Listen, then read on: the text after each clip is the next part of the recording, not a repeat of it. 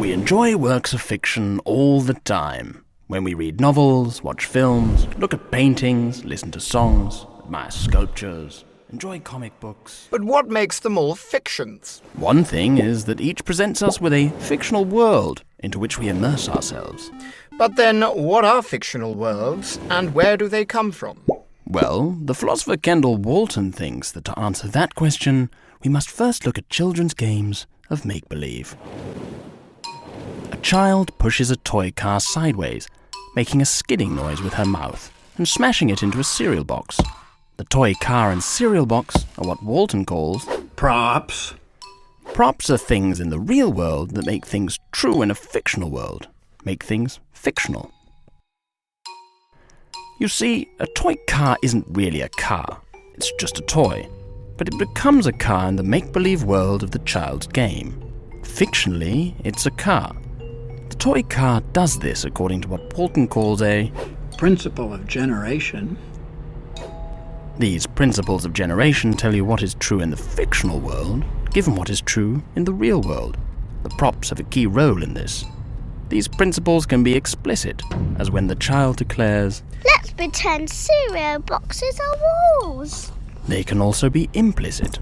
Children don't always stipulate what to pretend. Sometimes they simply accept a principle implicitly, often because of how props look and operate. What does this have to do with works of fiction? Walton argues that works of fiction, like toy cars, are also props in make-believe games. Novels, films, paintings, etc., like toy cars, generate a fictional world via a principle of generation. A film of a certain Caped Crusader called Batman uses images of a flying car to make it fictional that his car flies, according to an implicit principle of generation that whatever appears on the screen is what is fictional. I see. But where does this leave the viewer? Is she supposed to be playing a game of make-believe with the images, the film?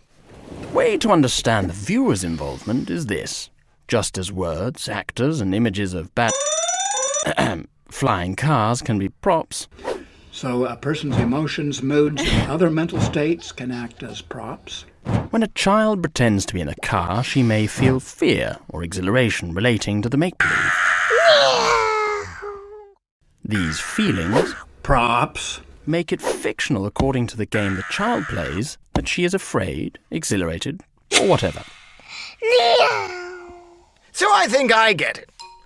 On Walton's theory, a viewer watching, say, a horror film is a lot like the child. At the film's most intense moments, the viewer's adrenaline rushes and she clutches at her seat. This makes it fictional according to the game that she plays with the film that she is afraid. Elementary, my dear one. So is it just fear and excitement that work like this in make-believe games? Props. Not now, Ken. No, any mental state can be a prop. The warm, fuzzy feeling that thinking about a superhero gives me, for instance, might make it fictional that I admire her. But how can you admire superheroes? They don't exist. Correct. Remember, we don't really admire superheroes.